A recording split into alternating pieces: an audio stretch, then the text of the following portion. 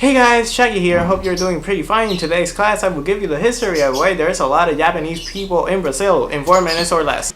Okay, so let's set ourselves to 1868 to 1869, where the majority of Japanese immigrants, most of them leaving to work for coffee and sugar canes in Hawaii, were here in the first place by this dude over here. Normally, these were craftspeople, peasants, and samurai that came from the Meiji period. Now, it was a dark time when the first Sino-Japanese War began in 1894, and a lot of anti-Japanese movements were made in the US, only in conjunction that also Hawaii was now declared an annexed territory for the United States. Well, all of this came to an inflection when in 1901 to 1907, the immigration was a national need in Hawaii and was fully legal to move people thanks to the Gentleman's Treaty in 1907.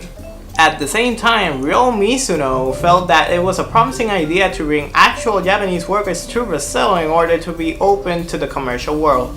After some conversations with some of the biggest people from the Brazilian government, the first ship to be set with Japanese immigrants in the port of Santos in July 18, 1908 was the ship Kasato Maru.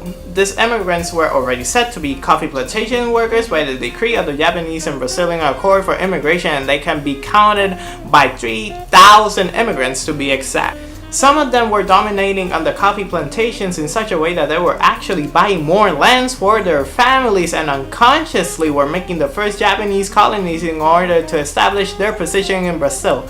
The most important were in Sao Paulo, where in the first half of the 1910s, Japanese immigrants began to settle in Conde de Salcedas and founded the Taisho Elementary Japanese School in 1914. Now, they were getting so numerous that in 1927 they decided to limit their entrance to Brazil if they were not employees for coffee plantations.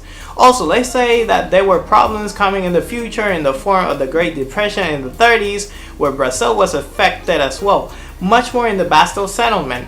But they were so unlucky that even the Pacific War and the entirety of World War II was in their sphere, and the Brazilians, in order to excel them indirectly, they started prohibiting the education for the future generation of Japanese Brazilians for their language, or even the reunion of more than 5 people in a public plaza, as well that there was an internal war between the two nationalities in the South American country. This continued for at least 34 years of ups and downs for the Japanese immigrants. But all in all, this has come to a stop when a new group has been founded on December 17, 1955 with the name of the Brazilian Society of Japanese Culture at Sao Paulo, with the purpose of celebrating the 50th anniversary of the first agreement between the Councils of Japan and the Department of Agriculture of Brazil. Well, this celebration was held in a Japanese colonia that woke a sentiment of unity and community between all Japanese and Japanese Brazilians, being forever united until the present, showing their culture to all of Brazil and integrate parts of Brazilian culture into their own. That explains why there is a lot of Japanese that are established in the city of order and progress in South America. Hey, thanks for watching. I hope you liked this short history class from my part.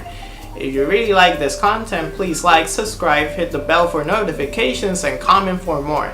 With nothing else to add, class out, Shags out.